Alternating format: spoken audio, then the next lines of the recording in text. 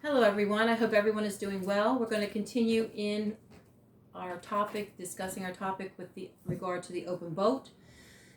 First thing I want to do is introduce you to the characters. Now remember, the characters in a lot of Crane's stories do not have names. There's only one character in this story that has a name, which I'll introduce you to in just a moment.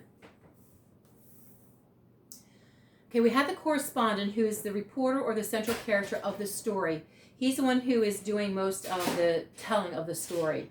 He's young and able-bodied because he shares a lot of the rowing duties, and he's inclined to be very cynical of men because of his profession. He's also pleasantly surprised to find his heart warmed by the brotherhood that he and the crew have formed on the boat. We also have the character of the captain. The captain is injured when the ship floods. He is calm and quiet, talking for the most part only to give directions and lead the crew to shore. He commands complete authority. He bears full responsibility of getting everyone to safety. He is always alert and cool-headed, even when it looks as though he might be sleeping. We also have the cook, who maintains a very positive, even naive kind of outlook on the men's rescue. The cook is the first to suggest the presence of a life-saving station and cannot help but turn his mind to the simple pleasures of living on land. He is not fit with the rowing, but he makes himself useful by bailing out water. We also have the oiler.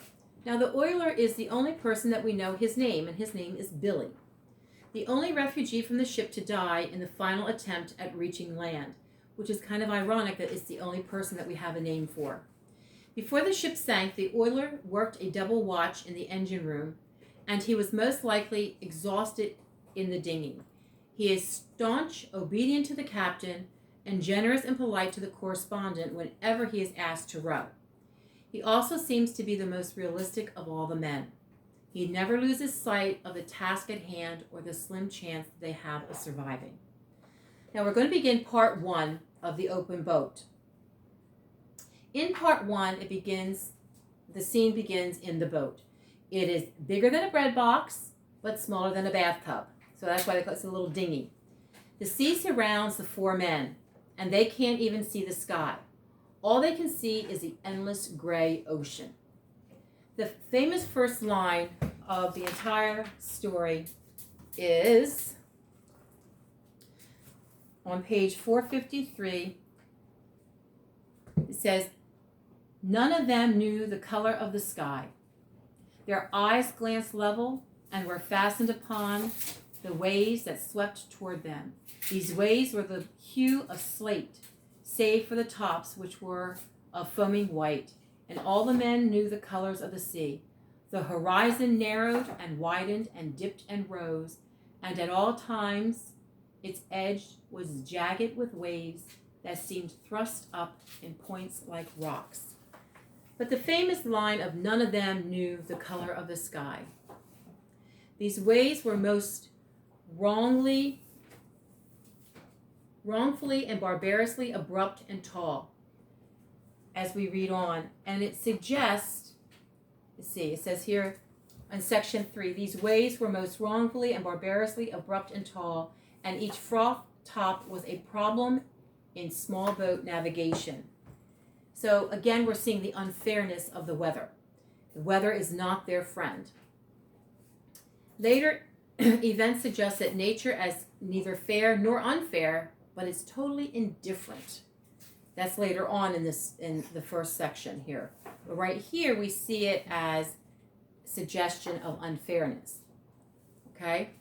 The captain is thinking about his ship and feeling profound dejection and indifference about the situation. The captain didn't want to go down with his ship. They go down with their ships. He didn't want to leave his ship. So he's feeling that sense of depression is starting to come over him. He calls the oiler Billy, which is the only name mentioned in the story, as I already told you.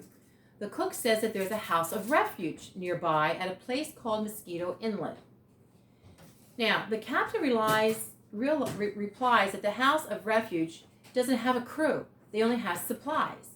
So it's really of no use. It's not a life-saving station.